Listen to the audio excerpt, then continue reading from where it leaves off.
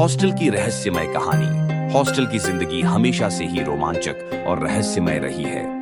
दोस्तों के साथ रात भर की गपशप, पढ़ाई के लिए जागती रातें और कभी-कभी सुनी सुनाई कहानियों का डर। लेकिन क्या हो अगर ये कहानियां सिर्फ कहानियां ना हो? क्या हो अगर ये सच हो? ये कहानी है नोरा और ज़ैनबुन की, जो एक बोर्डिंग स्कूल के हॉस्टल में रहती थी। उनकी जिंदगी सामान्य ढंग से चल रही थी, लेकिन एक रात हॉस्टल की 5वीं मंजिलबान के बारे में फैली हुई रहस्यमय कहानी ने उनकी जिंदगी हमेशा के लिए बदल दी। क्या वह कहानी सच थी? क्या सचमुच 5वीं मंजिल पर एक लड़की की आत्मा भटकती है? चलिए इस कहानी में गहराई से जाते हैं और इस रहस्य को सुलझाने की कोशिश करते हैं।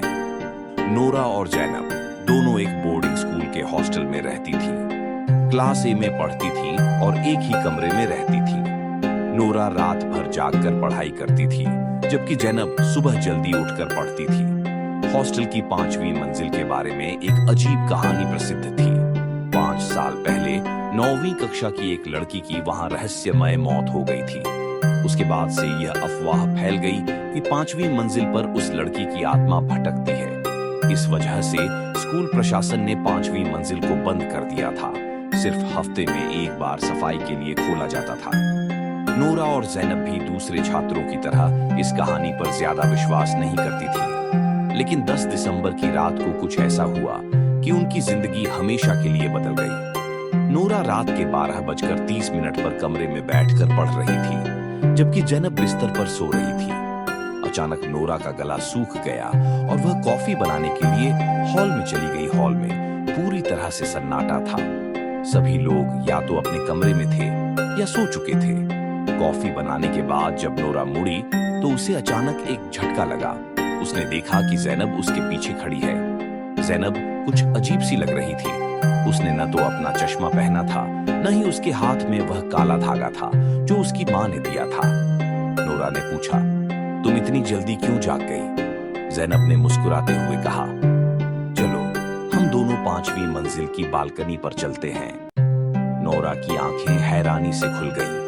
इससे पहले कि वह कुछ कहती, ज़ैनब ने उसका हाथ पकड़ा और सीढ़ियों की तरफ ले चली। जब वे दोनों 5वीं मंजिल पर पहुंचे तो नोरा ने महसूस किया कि ज़ैनब ने चप्पल भी नहीं पहनी थी। 5वीं मंजिल का दरवाजा खुला हुआ था। दोनों ने एक कमरे में प्रवेश किया और देखा कि वही कमरा था जहां 5 साल पहले वह लड़की मरी थी।